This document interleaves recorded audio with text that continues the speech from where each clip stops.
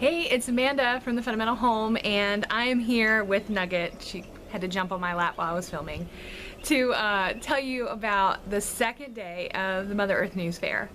So I'm going to start by showing you the clip that I took the second we got in the truck. Actually, I was in the truck, and then my my companion, I won't tell you who it is, jumped in the truck and I didn't tell them I was filming. So that was an exciting time. But anyway, so I'm going to show you that, and I'm going to show you where we entered the fair. And you'll see that clip, and then we will talk about what we actually did once we got to the fair. So it's day 2 of the conference, and today I am going with, there he is, it's Rick, and he's so excited. We're gonna go see Joel Salatin and Wranglerstar, yay! So we're gonna head down the road and we will see. We're kind of getting there a little late because we went to church first, and now we're heading out there. So anyway, we'll let you know when we get there. Bye. So we're here. Made it. We're walking around. It's a lot warmer today than it was yesterday, and Rick is here enjoying himself. So we're just gonna look around. There's a lot less people. It's a little more mellow atmosphere. It's really pleasant. So once we walked into the Mother Earth News Fair, I ran immediately to go to this tent where Wranglerstar was teaching, because I knew that we were getting there super late, and it was one of the things that I really wanted to see. Unfortunately, the second we got to where his tent was, I could hear him saying, well, that's about it, guys. I have a book signing coming up. And I was like, oh, I missed the whole talk. So I was like, well, that's okay. I really wanted to do the book signing. And if you remember from my other video, which I'll link up here if you hadn't seen the Mother Earth News Fair Day 1, I had wanted to get his book the first day, and then it just never worked out. So I was like, oh no, I need to rush to the bookstore and go grab a book if there are any left so I could do the book signing. So I ran there, and there was only a couple left in the stack. And on one hand, I wanted to grab like all of them. But on the other hand, I thought that is just so greedy. So I couldn't do it. I kept questioning myself. I kept second guessing myself. And I kept asking my husband, who was with me, I'm like, do you think I should get another one? Like, I really should get another one. I should do a giveaway. I should get another one. And I know you're gonna say, you should have gotten another one. I know it. I beat myself up the entire day, rest of the day, and the time coming home, and frankly ever since then, that I didn't get another signed copy. Lesson learned. If I ever do anything like this again, I will make sure that I purchase one. But I just felt so bad because there was only a couple, and there were so many people that were piling in to get them, and I just felt like I just couldn't take them. So forgive me for my oversight, but from now on, I'll just take the whole stack. Do you know what I'm saying? I'll just say, forget all those people. My people need it. So I don't know if I'll do that or not, but I thought of you. I did. It's a struggle, people. You know what I mean? So anyway, so I go to the bookstore and get the book, and then stand in the line. And it was a line in the bookstore, and then he'd already had a line formed for the book signing. So we kind of ended up toward the end of the book signing line, which was fine. I was like, hey, I hope that he just signs it. So anyway, so the next clips that you'll see are from the book signing line. And one of the things that you'll notice is that Jack comes through. If you've actually seen, Jack created a video already, and I'll link up here to Jack's video, of where he was interviewing people in line. And he kept walking around saying, may I interview you? May I interview you? And he was so polite, so sweet. How can you not love Jack? You know what I mean? But anyway, when he got to us, I said, Jack, can I interview you? So at the end of this, you will see my exclusive interview with Jack. Yes, I'm very proud of this interview. It's like my reporting skills. I think I'm getting kind of used to the camera, you know what I mean? But anyway, so you'll see me standing in line, and then you will see me talking to mostly Mrs. Wranglerstar. I had Rick in charge of the filming. I'm like, make sure you film all of us. And for some reason, maybe he just was like, you know how Mrs. Wranglerstar smiles? And like, it just lights up the room and everybody just wants to look at her. Well, all the film that we have is pretty much me talking to Mrs. Wranglerstar, and there's like a little teeny smidgen of Cody on the end. So I was like, okay, well, good thing I got a picture. So anyway, you'll see the actual conversation, or a part of it. We kept it kind of short, the filming part of it. And we actually spoke with them, and you'll see part of the conversation. And after that, I'll share with you the awesome picture that I took with Cody and Mrs. Wranglerstar. And I will say this, that it was not my best angle. It really wasn't, people, but that's okay, because I'm standing with Cody and Mrs. Wranglerstar. So frankly, I almost don't even care how I look. But I do care a little bit, but that's okay. It'll be all right. So anyway, here's my experience standing in line with Cody and Mrs. Wranglerstar, and the aftermath of all that. So. Okay, so we're in line now, waiting for our chance to have our book signed by Wranglerstar, and it's quite a long line, and I think we're near the end of it because we really rushed to get here. So anyway, we will let you see what happens when we get up to the front. I'm going to pan around so you can see where he is at the table signing. You can see him way up there. I just want to show you, Jack is in the line here. Jack is in the line, taking video of the folks here. He's so professional. There's Jack. So we have Jack here. How are you enjoying the Mother Earth News Fair? It's fun. Yeah? Have you gotten a lot of good food? Yes, they have really good food here. What was your favorite thing you had? French toast. Where'd you have French toast? I have my sources. Was that at the Biltmore? What? Was that at the Biltmore? No. It was actually here? No, it was in the Toblerone Cafe. Ah, okay. Now I will have to go there. You will. Thank you very much for videoing with me.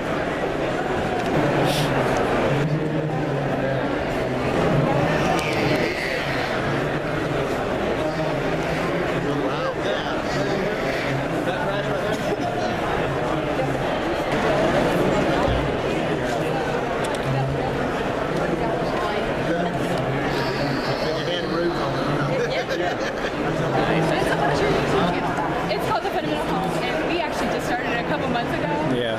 And originally he talked me into doing it because he wanted to do it. And I was like, well, great, we'll do it together, it'll be a family thing. And then he doesn't like the camera anymore, so now it's just like all me. Just what I don't like the camera, and look at where I know. Right. I have told him that. So, but I do anything pretty much. I'm really big on homeschooling. Like I've done a lot of homeschooling. I speak on it sometimes at conferences, but that's boring. But like now we've been trying to start the homesteading thing and get people to know what we're doing. So Neither did we. This is a great place to be, right? To learn.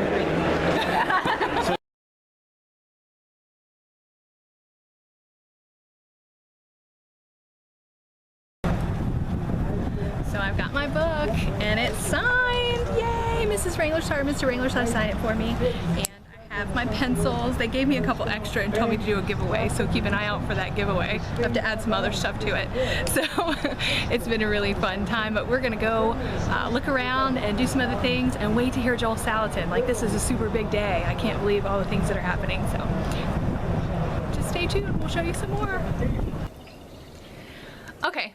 So after that, we walked around for a little while and looked at all the booths, and it actually was much less crowded the second day than it was the first day. And I think partially too because it was more toward the end of the afternoon. It closed a little earlier that second day, and Joel Salatin was actually the very last speaker. So, you know, a lot of people had cleared out. So one thing I will say about the Mother Earth News Fair experience was that I noticed that they had the keynote speakers at the same time as they had other classes going on, which was a little strange to me because I've been to other different kinds of conferences, and usually the keynote speaker is highlighted and everybody gets to listen to the keynote speakers. But it didn't quite work that way, and that was kind of strange. I mean, I'm sure they just have to do that for the sake of time and you know, for affordability's sake. I mean, I'm sure they can only keep that facility for so long, and they want to just cram as much information as they can for the people who are coming. But one of the things that I really wish that we could have done was just everybody have the opportunity to see the keynote speakers without missing all the great information that was out there. I have no idea how that could happen. That was just my personal opinion of it. Not complaining. It was a wonderful time. I loved it. I'm so glad I went. But just an observation, if you were thinking about going, what the schedule looks like. You know, there's all kinds of different classes, but they are going on at the same time as the keynote speakers, so you really have to choose what you're doing wisely. But anyway, I'm going to show you a little bit of clip of when we were waiting for Joel Salatin. And one of the things that I'll say about that is that I still wasn't sure, and I really don't think you're allowed to film the speakers when they're doing their proprietary information. Rick filmed them when they were doing the mic check. And so I do have that, and if ever anything comes up, I will remove that portion of this video. But I think that we're okay with it. I don't think there's any proprietary information in it. I think it's just him doing the mic check. So I just want to show you what he was like. He's a funny guy, and I might show you a few pictures here on the end. And as soon as Joel Salatin was over, we were headed out. So it was a short day. It was just really the time with Wranglerstar, a little bit of time walking around, and then our time with Joel Salatin. So you'll see all these clips here, maybe a few pictures, and then I'll be back to give you my thoughts about the entire event and more thoughts. So we are here, and we are waiting for Joel Salatin to get started. And we've been walking around. We went in some tiny houses, and they were very cute. Rick's not really excited about living in a tiny house, though. Not yet. I tried to get him to, but not so much. Anyway, I'm trying to get the camera adjusted. It's complicated, people. But anyway, so we're just sitting here waiting on Joel Salatin, and then we are going to be rushing out so we can hit our evening service tonight. So we'll try to get some pics of Joel Salatin, and we got some other pics that we'll be showing you here shortly. So it's been really fun. We've really enjoyed the Mother Earth News Fair. Rick's, he's got the short version of it today, but today's been a good day. So we'll see you back in a second. How are we? Okay? Is that good? Is that good? All right. Thank you. I think this is the first Mother Earth Fair that I've been to where the coffee vendor is selling more than the ice cream vendor. Welcome to global warming. Okay. So, how you like the fair, huh? Good stuff. Good stuff. Every time I come here, I get all inspired and energized again and be ready to go home and meet the enemy. We all go home and meet the enemy, don't we? So we're walking out. You can hear the noises. Folks are packing up. Everything's ending. They're putting down some of the tents. So we had a short second day, but a memorable second day and a fun second day. And we'll see when we get home. We'll check in and make sure that we share with you all the things that happened. So see you soon. Okay, so that was it. And how do you cram an entire day's worth of amazingness into, you know, a short video? I'm trying. I had a few people ask me questions about the fair itself, and that's why I'm trying to give you my take on it. I think you saw Joel Salatin say that this was one of the times when the coffee vendor made more money than the ice cream vendor. It was cold. Like, the second day was much warmer than the first day. The first day was freezing. And they had a lot of outdoor tents with a lot of outdoor classes. And I really wanted to do a lot of the outdoor classes, but I couldn't, because if you remember, I'm just getting over pneumonia. And I'm fine indoors in a warm environment, but out in the cold, and it was very windy, and the dust was rising and kind of kept getting in my eyes and my lungs, and I really actually started to feel it in my chest. And I said, you know, I'm just gonna have to take the classes that are indoors. I can't do any outdoor classes. So it kind of limited what I was allowed to do on the first day. On the second day, I wore so many warm clothes, and I bought a hat, and I bought gloves, and I bought scarves, and I had the turtleneck and the shirt and the jacket. I mean, I was layered because I knew that, and this was one of the other strange things, that the keynote speakers, which were Cody and Joel Salatin, were on an outdoor stage. And there was a tent there, and it was covered, but it was still very cold. And so I was like, I'm going to be warm. I will bring a blanket. You know, I'm going to be warm because I want to see these people. I wasn't prepared the first day. Second day, I came super prepared. So I was able to see them the second day, but that's just something to keep in mind, that they do have the keynotes outside. At least they did at this venue. So definitely be prepared for outdoor weather. The food there, I mentioned in the other video, was amazing. Like, I'm sure that they have different vendors at different locations. The Asheville location was amazing. Like, I would not have, I guess if you're on a real budget, you want to make sure that you bring your own food. We actually set aside money and planned for this. We don't do a lot of things during the year, and this was kind of like a little staycation for us because it's semi-local. I mean, we're not super close to Asheville, but we're close enough. So, so we had planned for this like a little event. This was something special for us. So we made sure to put money in the budget for food, and I'm glad that we did. I'm glad that we didn't pack a lunch. You know, if we had to, if the budget was tight, we would have, and that would have been fine. But taking advantage of those food trucks, good choice. And we enjoyed some maple sugar cotton candy. That was really awesome. Like, I don't know why I talk about food all the time, but it's relevant to my life. So, and, you know, a lot of the vendors, they're all really kind and really helpful. They had great information. We got samples of seeds. We got samples of goat soap. I mean, everyone was super kind. And I didn't even enter any of the giveaways because, to be honest with you, I didn't want to stop long enough to sit and fill something out. I was like, there's so much to see and so little time that I just found myself rushing to do everything. You know what I mean? So clear out the whole day if you can, and just go enjoy every single aspect of it if you get a chance to go. I believe, well, I don't want to give that away. I do think that there is someone special coming to the Oregon Mother Earth News Fair. And I'm sure they'll be making an announcement soon. And if they make the announcement, I'm going to put that right up here. So, but if that person came to the Asheville Mother Earth News Fair, I would have definitely wanted to see that person.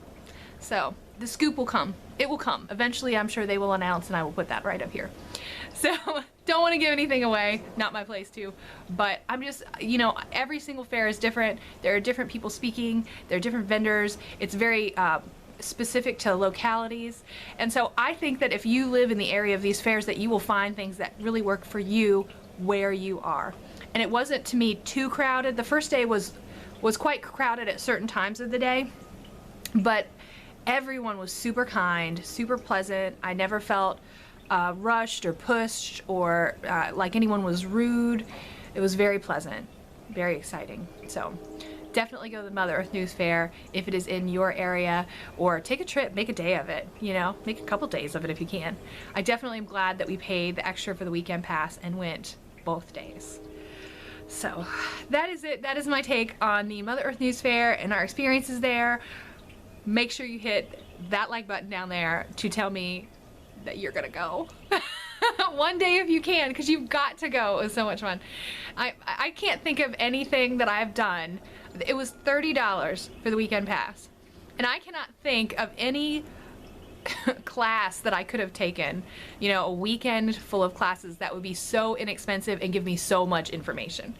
Do you know what I mean? Like, it was just very, very reasonable cost for everything that you get.